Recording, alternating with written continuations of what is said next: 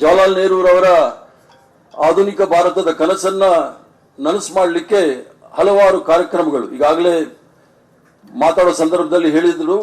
ಪಂಚವಾರ್ಷಿಕ ಯೋಜನೆಯ ಮೂಲಕ ಭಾರತದಲ್ಲಿ ಹಲವಾರು ಅಭಿವೃದ್ಧಿಗಳನ್ನು ಮಾಡಬೇಕು ಅಂತ ಹೇಳಿ ಹೇಳಿದಂತ ಮಹಾನ್ ವ್ಯಕ್ತಿ. ಬಹಳ ಇಡೀ ಪ್ರಪಂಚದಲ್ಲೇ ಬಹಳ ಪ್ರಖ್ಯಾತಿ ಆಗಿರ್ತಕ್ಕಂಥ ಅವರ 2 ಪುಸ್ತಕಗಳು, ಡಿಸ್ಕವರಿ ಆಫ್ ಇಂಡಿಯಾ ಮತ್ತು glimpses of the world history ಅಂತ ಹೇಳಿ 2 ಪುಸ್ತಕಗಳನ್ನ ಬರೆದು ಇಡೀ ಪ್ರಪಂಚಕ್ಕೆ ಕೊಟ್ಟಂತ ಮಹಾನ್ ನಾಯಕ ಪಂಡಿತ್ ಜವಾಹರ್ಲಾಲ್ ನೆಹರೂರವರು.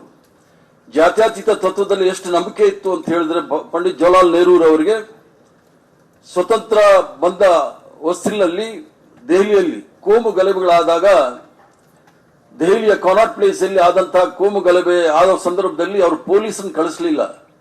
ಸ್ವತಃ ಅವರೇ ಮಧ್ಯದಲ್ಲಿ ನಿಂತ್ಕೊಂಡು ಯಾರಾದ್ರೂ ಜಗಳ ಮಾಡೋಗಿದ್ರೆ ಮೊದಲು ನನಗೊಡಿರಿ ಆಮೇಲೆ ಬೇರೆಯವ್ರ ಹತ್ರ ಹೋಗ್ಬೇಕು ಅಂತ ಹೇಳಿ ದೊಡ್ಡ ನಿರ್ದೇಶನವನ್ನ ನಮ್ಮ ಮುಂದೆನೂ ಸಹ ಇಟ್ಟಿದ್ರು. ಆದ್ರೆ ಈಗ ಯಾರು ಸಹ ಆ ಧೈರ್ಯ ಮಾಡತಕ್ಕಂಥ ನಾಯಕರಿಲ್ಲ.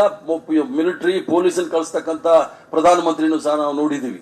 ಆದ್ರಿಂದ ನೆಹರು ಅವರಿಗೆ ತೀವ್ರವಾಗಿ ಅಪಪ್ರಚಾರ ಮಾಡಿದ್ರು. ನೆಹರು ಮತ್ತು ಮಹಾತ್ಮ ಗಾಂಧಿ ಅವರ ವಿಚಾರದಲ್ಲಿ ನೆಹರು ಅವರಿಗೆ ಅಪಪ್ರಚಾರ ಮಾಡಿ ಸ್ವಲ್ಪ ಮಟ್ಟಿಗೆ ಯಶಸ್ವಿ ಆದ್ರು. ಮಹಾತ್ಮ ಗಾಂಧಿ ಅವ್ರನ್ನ ಅವರು ಅಪಪ್ರಚಾರ ಮಾಡಿದ್ರೂ ಸಹ ಯಶಸ್ವಿ ಆಗಲಿಲ್ಲ. ಮಹಾತ್ಮ ಗಾಂಧಿ ಅವ್ರ ಜೊತೆಗೆ ನೆಹರೂರವರು ಈ ರಾಷ್ಟ್ರದ ಮುಂಚೂಣಿಯಲ್ಲಿ ಬಂದಾಗ ಇವತ್ತೇನಾದ್ರೂ ಬೆಂಗಳೂರು ನಗರ ಒಂದು ಸಿಟಿ ಆಫ್ ಆಪರ್ಚುನಿಟೀಸ್ ಅಂತ ಅಂದಾಗ ಅದಕ್ಕೆ ಮೂಲ ಬುನಾದಿ, ಅದಕ್ಕೆ ಅಡಿಪಾಯ ಹಾಕಿದಂತ ಪಂಡಿತ್ ಜವಾಹರ್ಲಾಲ್ ನೆಹರೂರವರು.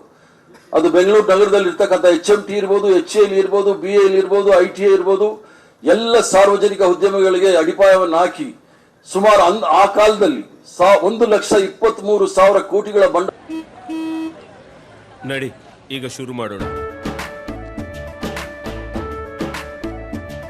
ಕೇಸರಿಯಿಂದ ಮನೋಲ್ಲಾಸ ಮನಸ್ಸು ಮತ್ತೇರಿ ಕುಣಿದಾಡಿದೆ ನೋಡು, ಮನಸ್ಸು ಮತ್ತೇರಿ ಕುಣಿದಾಡಿದೆ ನೋಡು. ಕ್ಷಣ ಕ್ಷಣವೂ ಆಚರಿಸಿ ಕೇಸರಿ ಹಬ್ಬ. ವಿಮಲ್ ಬಾಯಲ್ಲಿ ಹೇಳಿ ಕೇಸರಿ ಹಾಕಿ ಸಾರ್ವಜನಿಕ ಉದ್ಯಮಗಳನ್ನು ಸ್ಥಾಪನೆ ಮಾಡಿದ್ರು. ಯಾವ ನೆಹರೂರವರು ಈ ದೇಶಕ್ಕೆ ಏನು ಮಾಡಿಲ್ಲ ಅನ್ನೋದನ್ನ ಹೇಳ್ತಕ್ಕಂಥ ನರೇಂದ್ರ ಮೋದಿ ಅವರು ನೆಹರು ಅವರು ಮಾಡಿದಂತ 23 ಸಾರ್ವಜನಿಕ ಉದ್ಯಮಗಳನ್ನ ನಿಲಾಮಿ ಮಾರ್ಕೊಂಡು ಹೋಗಿರ್ತಕ್ಕಂಥದ್ದು ನಾವೆಲ್ಲರೂ ಸಹ ನೋಡಿದ್ವಿ. ಆದ್ರಿಂದ ನೆಹರು ಅವರ ಕೊಡುಗೆ ನಾವೆಲ್ಲರೂ ಸಹ ಇಡೀ ದೇಶದಲ್ಲಿ ಮತ್ತು ಸಾಮಾನ್ಯವಾಗಿ ನಮ್ಮ ಕಾರ್ಯಕರ್ತರು ತಿಳ್ಕೊಳ್ಬೇಕಾಗಿರ್ತಕ್ಕಂಥದ್ದು ಏನು ಅಂದ್ರೆ ನೆಹರು ಅವರ ಕೊಡುಗೆ. ಅವರು ಮೊದಲನೇ ಬಾರಿಗೆ ಬಂದಾಗ ಈ ದೇಶದಲ್ಲಿ ಇದ್ದಂತ ಹಸಿವು ನೀಗಿಸ್ಲಿಕ್ಕೋಸ್ಕರ ಪಂಚವಾರ್ಷಿಕ ಯೋಜನೆಯ ಮೂಲಕ ಈ ದೇಶದಲ್ಲಿ ದೊಡ್ಡ ದೊಡ್ಡ ಅಣೆಕಟ್ಟುಗಳನ್ನು ಕಟ್ಟಬೇಕು ಅಂತ ಹೇಳಿ ಉತ್ತರ ಭಾರತದಲ್ಲಿ ಬಕ್ರಾನಂಗಲ್ ಇರ್ಬೋದು, ಉತ್ತರ ಪೂರ್ವ ಭಾರತದಲ್ಲಿ ಹೀರಾಕುಡ್ ಇರ್ಬೋದು, ದಕ್ಷಿಣ ಭಾರತದಲ್ಲಿ ಪಶ್ಚಿಮ ಭಾರತದಲ್ಲಿ ಕೊಯ್ನಾ ಇರ್ಬೋದು, ಮತ್ತೆ ದಕ್ಷಿಣ ಭಾರತದಲ್ಲಿ ತಾವೆಲ್ಲರೂ ಸಹ ಸಾಕಷ್ಟು ನರ್ಮದಾ ಡ್ಯಾಮ್ ಇರ್ಬೋದು ಮತ್ತು ಸಾಕಷ್ಟು ಡ್ಯಾಮ್ಗಳನ್ನ ಕಟ್ಟಿದಂತ ಮಹಾನ್ ದೂರದೃಷ್ಟಿ ಇದ್ದಂತ ನಾಯಕ. ಅವ್ರನ್ನೆಲ್ಲ ಸಹ ನಾವು ನೆನೆಸ್ಕೊಂಡು ಅವ್ರು ಮಾಡಿರ್ತಕ್ಕಂಥ ಕಾರ್ಯಗಳನ್ನ ಜನಸಾಮಾನ್ಯರಿಗೆ ತಿಳಿಸ್ತಕ್ಕಂಥ ಕೆಲಸವನ್ನು ಮಾಡಬೇಕು. ನಾವು ಆಗ್ಲೇ ಅವ್ರಿಗೆ ಸಂಪೂರ್ಣವಾದ ಗೌರವವನ್ನು ಕೊಡ್ಲಿಕ್ಕೆ ಕೊಟ್ಟಂತಾಗುತ್ತೆ ಅನ್ನೋ ಮಾತನ್ನು ಹೇಳಿ